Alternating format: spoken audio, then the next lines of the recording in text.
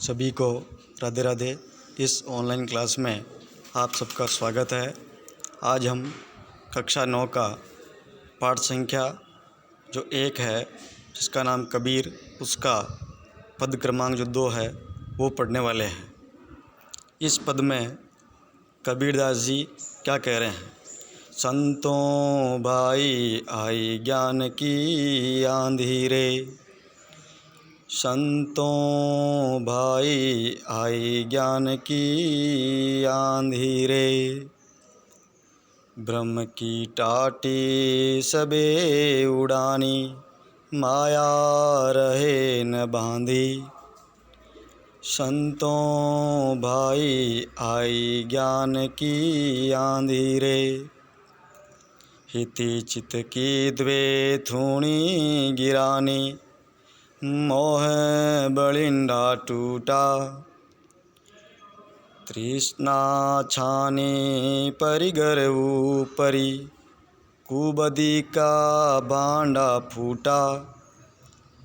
संतों भाई आई ज्ञान की आंधी रे। यहाँ पर कबीरदास जी आंधी के आने की बात कर रहे हैं।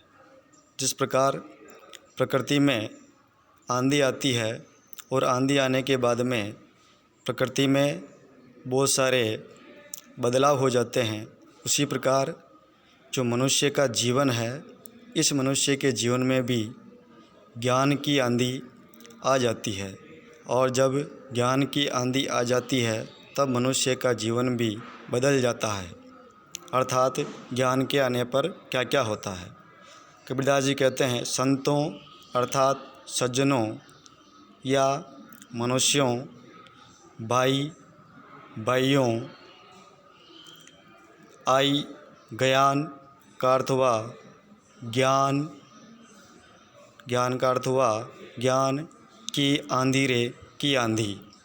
अर्थात कबीरदास जी कहते हैं कि हे संतों, हे सज्जनों, हे संसार के भाइयों, ज्ञान की आंधी आ गई है।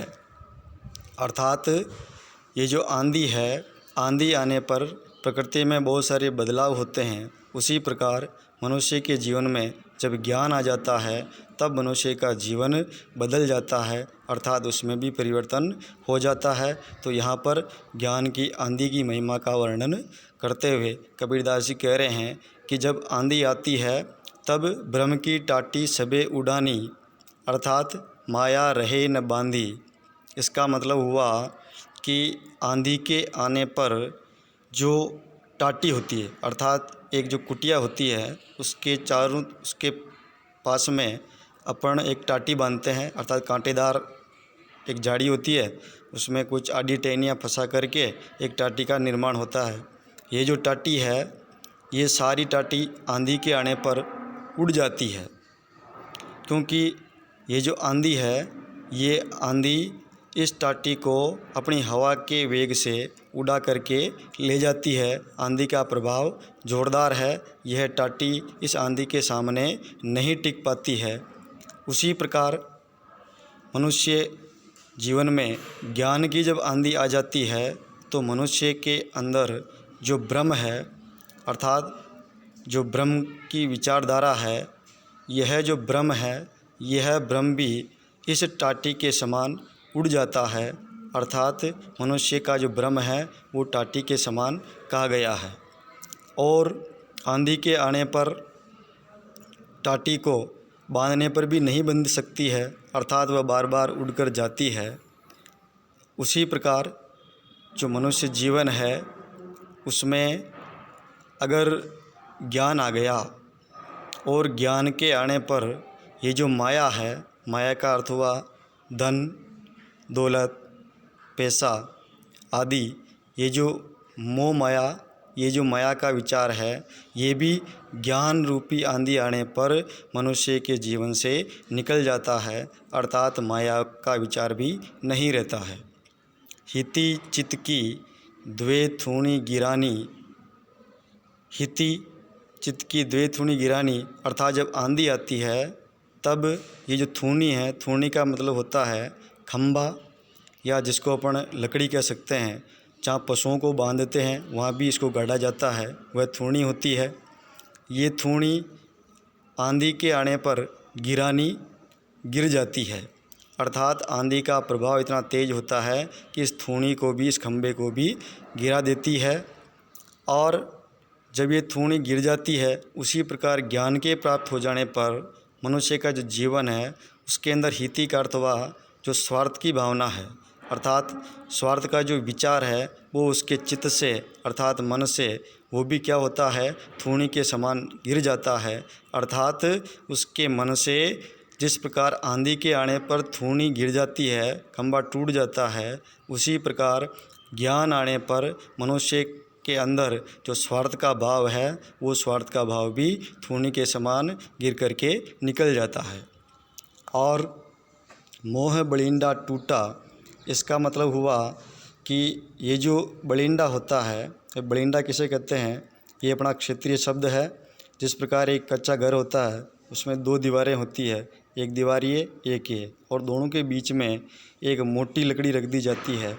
यही मोटी लकड़ी बलिंडा कहलाती है, जो घर के ऊपर छत है उसको बचा के रखती है। इसको अपन बलिंडा कहते हैं।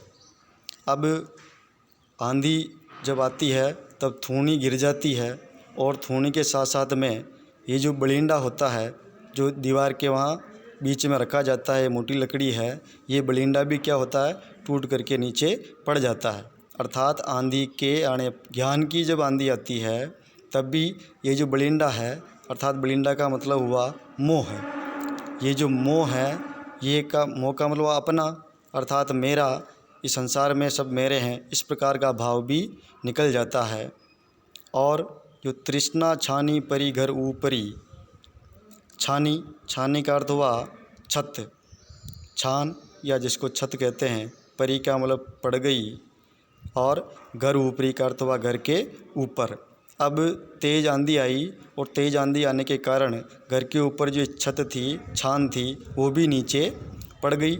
उसी प्रकार ये जो तृष्णा है, अर्थात जो कामना है, मन की जो इच्छाएं हैं, ये कामनाएं जब ज्ञान की आंधी आती है, तब ज्ञान की आंधी आने पर मनुष्य के जीवन से ये जो तृष्णा है, ये कामना है, वो भी निकल जाती है, अर्थात नीचे पड़ जाती है।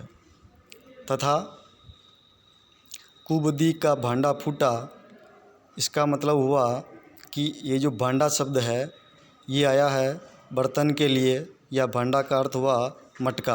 अर्थात जब तेज़ आंधी आती है और तेज़ आंधी के आने पर बलिंडा आदि नीचे गिरता है, तो उसके गिरने से घर में स्थित जो बर्तन होते हैं वो भी फूट जाते हैं, टूट जाते हैं।